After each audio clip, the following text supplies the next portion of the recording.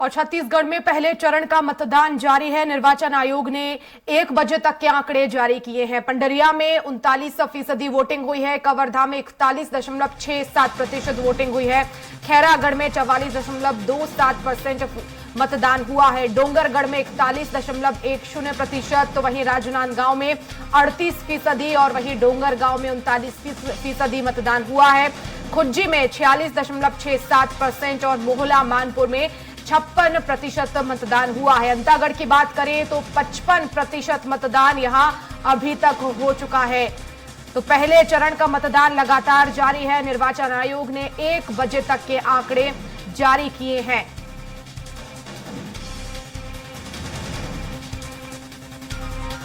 तो अंतागढ़ में अब तक सबसे ज्यादा 55% मतदान हो चुका है।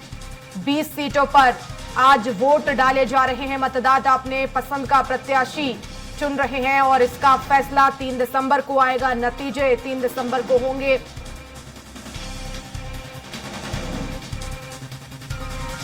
सुबह 7 बजे से मतदान शुरू हुआ है 10 सीटों पर और बाकी 10 सीटों पर 8 बजे से मतदान शुरू हुआ। सुबह से ही मतदाताओं की लंबी लंबी कतारें देखने को मिल रही हैं। खासतौर पर आदिवासियों में मतदान को लेकर जागरूकता इस बार देखी जा रही है। बड़ी संख्या में महिलाएं भी पहुंच रही हैं और अपने मत का उपयोग कर रही हैं, अपने पसंदीदा प्रत्याशी को चुन रही हैं।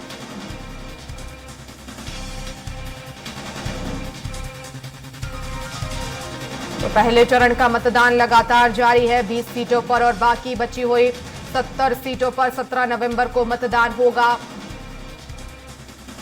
बस्तर और दुर्ग संभाग की ये सीटें जहां पर मतदान हो रहा है और 3 बजे तक 10 सीटों पर मतदान होगा और बाकी बची हुई सीटों पर 5 बजे तक वोट डाले जाएंगे।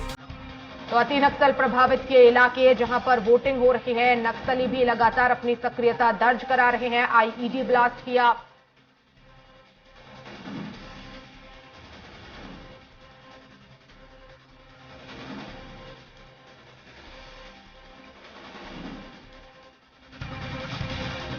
और चलिए डोंगरगढ़ से हमारे साथ दिलीप साहू लाइव जुड़ गए हैं। दिलीप, क्या अपडेट मिल रहा है? कितने फीसदी मतदान हुआ? क्या स्थिति अभी? जी वर्षा, बता दें कि प्रदेश भर में मतदान को लेकर खासा उत्साह है लोगों में और अभी हम लोग डोंगरगढ़ विधानसभा क्षेत्र में, लेकिन जो 1 बजे तक के जो आंकड़े आए हैं उसका मैं जिक्र करूं तो पंडरिया विधानसभा क्षेत्र में 1 बजे तक 39.44% मतदान हो चुके हैं। इसी तरह कवर्धा में 41.64% मतदान हो चुका है। खैरागढ़ में 44%, डोंगरगढ़ में 41%, राजनांदगांव में 38%। डोंगरगांव जिस क्षेत्र में हम लोग हैं अभी, यहाँ अभी तक 1 बजे तक की स्थिति में 39% मतदान हो चुके हैं। इसी तरह खुज्जी का जिक्र करें, खुज्जी विधानसभा क्षेत्र में 46% मतदान हो चुके हैं। मोहला मानपुर की बात करें तो वहाँ 56% मतदान हो चुका है। इसी तरह अंतागढ़ विधानसभा क्षेत्र में अब तक 55.65% मतदान हो चुका है। भानु प्रतापपुर में सबसे ज्यादा नजर आ रहा है, 61% मतदान अब तक हो चुके हैं। इसी तरह कांकेर की बात करें तो कांकेर में भी 61.80% मतदान हो चुका है। केसकाल में 52% से अधिक मतदान हो चुका है। इसी तरह कोंडागांव की बात करें तो 54% से अधिक मतदान यहाँ हो चुके हैं। बस्तर की बात करें तो 44% से अधिक का मतदान यहाँ चुका है। इसी तरह जगदलपुर में 45%, दंतेवाड़ा में 41%, चित्रकूट में 34% और कोंटा की बात करें तो वहां 30% तक मतदान हो चुका है। दिलीप, मतदाता भी नजर आ रहे हैं, उनसे भी बात कीजिए।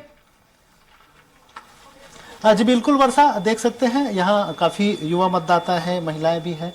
कुछ साथी लोग इनसे चर्चा करेंगे, जानेंगे। आप मतदान देने आए हैं, क्या है दिमाग में? पार्टी को विशेष फोकस कर रहे हैं कि कोई चेहरा है या कोई मुद्दा है जिसके आधार पर वोट करेंगे? नहीं, ऐसा कुछ नहीं है। पार्टी विशेष तो होता है, अपना अपना मत होता है, तो जिस मत के लिए आए हैं वो देने के लिए आए हैं बस। जी जी। दोनों पार्टियों ने, प्रमुख दलों की बात करें तो घोषणा पत्र जारी किया। आप लोगों तक पहुंच पाए घोषणा पत्र? देखे हैं किस आधार पर वोट देंगे? पार्टी के आधार पर। कुछ मुद्दा है इस बार? क्या मुद्दा है? फूलेगा तो फूल ही फूलेगा। ये देख सकते हैं, आप भी आए हैं। क्या करते हैं? किसान? हाँ, खेती बाड़ी करते हैं। इस बार दोनों पार्टियों ने किसानों पे फोकस किए हैं, चाहे कर्जा माफ की बात कर रहे हैं या फिर बड़े बोनस देने की बात कर रहे हैं। तो क्या है, क्या मुद्दा खास रहेगा आप लोगों को? दोनों लगभग दोनों बराबर ही है। मेरे हिसाब से। कोई जीते अपना तो बल्ले बल्ले है। किसानों के लिए बढ़िया है इस बार। हाँ। इसी तरह महिलाएं भी बड़ी तादाद में हैं, इनसे भी चर्चा करेंगे, जानेंगे। और दाई का नाम है तो फगिया फगिया भगिया जी, कतेक दिन हो गए वोट देवा? तो बहुत दिन हो गए। प्रत्याशी बना रही सर वोट मांगे बाद आओ आ रही से कौन कौन आ रही से कि देखना मोहन सीधा कर लेना, वो सीधा कर ले। क्या हिसाब मैं कुछ नहीं, क्या मुद्दा है, मुद्दा क्या है, क्या लगता है?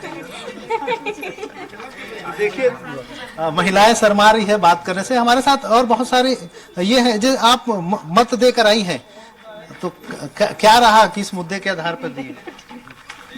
देखिए गांव के लोग हैं, थोड़े से बचते हैं बातचीत करने से, और ये कुछ लोग हैं जो कर चुके हैं, इनसे चर्चा करेंगे। कैसे क्या है रहा इस बार मुद्दा? इस बार ठीक रहा, शांतिपूर्वक रहा, और वही घोषणा को लेकर चल रहा है। घोषणा पत्र असर करेगा? जी असर करेगा, उसके आधार पे आप लोग। जी जी। ये और कुछ हमारे जवान साथी हैं, क्या है, किस आधार पे आप लोग वोटिंग किए इस बार? दोनों के घोषणा पत्र को देख के हम लोग अपना मतदान दिए हैं। दिलीप, जानने की कोशिश कीजिए, क्योंकि राहुल गांधी की तरफ से भी ऐलान किया गया, घोषणा पत्र में भी जिक्र है कि KG to PG जो है वो फ्री शिक्षा दी जाएगी। उसको लेकर युवा मतदाता क्या सोचते हैं? जी बिल्कुल, अभी जैसे घोषणा पत्र में एक बात खास रही, शिक्षा के क्षेत्र में KG से PG तक पूरा फ्री करने की बात कह रही है। लगभग दोनों के घोषणा पत्र में इसका जिक्र है। पहले तो कांग्रेस ने कहा, अब भाजपा भी कह रही, तो क्या इसका असर पड़ेगा? अब क्या क्या होनी चाहिए सुविधा आपके हिसाब से? अब देखो सर, अब वो बोल तो दिए हैं घोषणा पत्र में, अब जीतने के बाद देखो होता है कि नहीं होता है। क्षेत्र में किस तरह के मुद्दे हैं और क्या कुछ मांग वहां के मतदाताओं ने इससे पहले उठाई है? इस क्षेत्र में क्या खास मुद्दा रहा है आपके हिसाब से? किस मुद्दे के आधार पर लोगों तक पहुंचे हैं प्रत्याशी? मेन तो किसान का मुद्दा मेन है। किसान की मांगे पूरी होगी तो सरकार बनेगी, और ऐसा मेरे हिसाब से अभी कांग्रेस और भाजपा में देखा जाए तो भाजपा का घोषणा पत्र बहुत अच्छा आया है, बहुत बढ़िया है, किसान के हित में है। इससे भ्रष्टाचारी कम होगा, क्योंकि कर्जा माफ से कुछ नहीं हो सकता है, लेकिन आम आदमी को कर्जा माफ से मतलब नहीं है। किसान को सब हित में पैसा चाहिए, और युवा को भी पैसा चाहिए, महिलाओं को भी चाहिए। जो महिलाओं के लिए जो 1000 बोला गया है वो बहुत बढ़िया योजना है, उससे महिलाओं बहुत उत्साहित है, और इससे सरकार बन सकती बीजेपी की। जितना फ्री में बांटेंगे सरकार उतना फायदा है लोगों को। नहीं, फायदा तो है लेकिन नुकसान भी है। देखो, सरकार को काम करके पैसा दे तो ज्यादा अच्छा लगता है ना, लेकिन महिलाओं को यहाँ पर एक बहुत बड़ा वो बनाया गया है। महिलाओं को वाकई में देखा गया है चुनाव में भारतीय जनता पार्टी ने, तो वो बहुत अच्छा किया है। क्योंकि कांग्रेस ने भी इससे पहले किया था 500 में देने का, लेकिन आज तक पूरा नहीं किया। 4 सिलेंडर देने का वादा किया, वो भी पूरा नहीं किया। लेकिन मोदी जी ने भी 300 रुपए भी देने का वादा किया, सब्सिडी मिलेगा, और 500 रुपए भी मिलेगा। ठीक है, आप किस आधार पे वोट किए हैं? हम लोग सर उनका क्या घोषणा पत्र के आधार पर उनको दिए हैं कि घोषणा पत्र जिसको भारी लगा और हमको अच्छा लगा उसी को हम अपने वोट दिए हैं। घोषणा पत्र में क्या बात ज्यादा अच्छा लगा आपको? उसमें क्या है, गरीबों का है, बेरोजगारी का भी है उसमें, और महिलाओं के लिए है, खेती के लिए है ना, वो सभी को देख करके हम तुलना की है दोनों से। मतलब घोषणा पत्र में जो लिखी है वो बातें पूरा कर दे तो बढ़िया हो जाएगा। बढ़िया हो जाएगा, बस जी वही है सर। कोई भी पार्टी हो, मतलब अपना घोषणा पत्र पूरा। हाँ हाँ जी है। देखिए, ये एक उम्मीद है लोगों में कि जो घोषणा पत्र, जो घोषणा की जा रही है, अगर सरकार किसी का भी बने, जिनको भी जिताते हैं, तो जो अपने घोषणा जो घोषित किए हैं वो पूरी होनी चाहिए, उम्मीद है लोगों में। दिलीप, जरा ये भी जानने की कोशिश कीजिए मतदाताओं से, क्योंकि बीजेपी ने अपने घोषणा पत्र का नाम मोदी की गारंटी दिया है, तो आखिर मोदी से वो कितनी उम्मीद रखते हैं? जी जी बिल्कुल बिल्कुल। ये कुछ और माताएं हैं, इनसे भी जानेंगे। ये मोदी जी भी लगातार आए हैं, दौरा किए हैं और बड़ी बड़ी घोषणाएं की है, तो मोदी जी से कुछ उम्मीद है? हाँ हाँ, बढ़िया बढ़िया काम करा है बाबू। हाँ मोदी जी, प्रधानमंत्री जी आए थे, जानते हो इधर?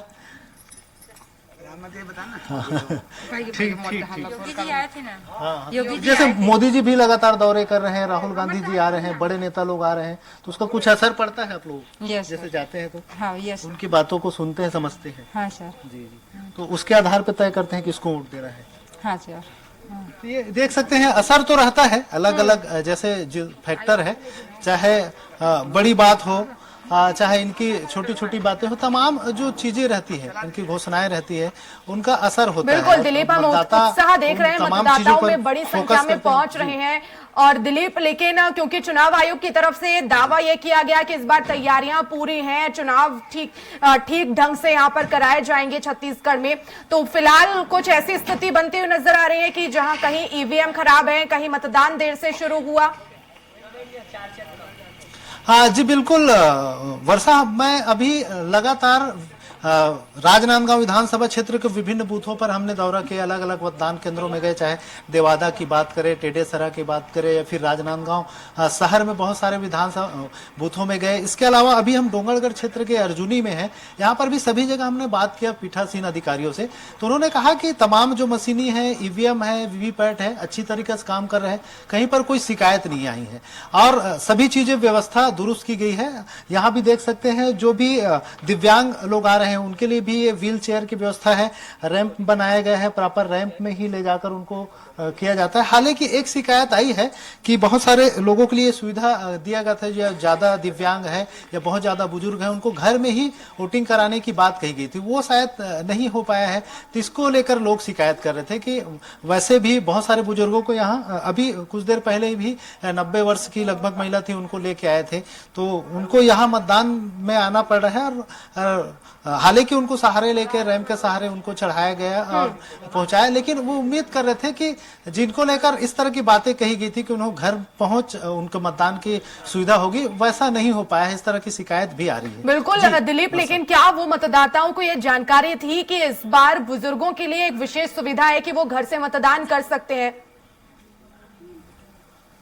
जी बिल्कुल, खासकर में यहाँ जो पंच सरपंच है या जनप्रतिनिधि है, उनकी जिम्मेदारी थी, उन्हें समझना था कि ये जो नियम कानून बनाए गए हैं, जो सुविधाएं दी जा रही है, वो लोगों तक पहुंचाए, वो पहचान करे हर बूथ में कौन असहाय है या दिव्यांग है, उनको किस तरह की सुविधा मिलनी चाहिए, इनकी जवाबदारी थी। ये जवाबदारी शायद या फिर ये भी अनभिज्ञ रहे होंगे, बहुत ज्यादा इनको जानकारी नहीं होगी, कहीं ना कहीं ये बातें हैं, लेकिन एक शिकायत तो रही है लोगों में कि ऐसे जो दिव्यांग मतदाता थे जो नहीं आ पा रहे हैं या आने में असमर्थ है, हालांकि हम ये देख रहे हैं कि लोग किसी तरह उनको यहाँ लेके आ रहे हैं मतदान केंद्रों तक और उनसे मतदान कराया जा रहा है, तो कुल मिलाकर मतदान को लेकर लोगों में उत्साह है। वे चाहते हैं कि इस लोकतंत्र के महापर्व में शामिल हो, अपनी मतों का अधिकार करें और ऐसे जनप्रतिनिधि को, ऐसे विधायक को चुन के लाए जो उनकी समस्याओं को समझे, क्षेत्र के विकास के लिए काम करे। और खास करके अभी जो पार्टियों का घोषणा पत्र है, इसको लेकर लोगों में उत्साह है, क्योंकि दोनों पार्टियों ने, चाहे भाजपा की बात करें या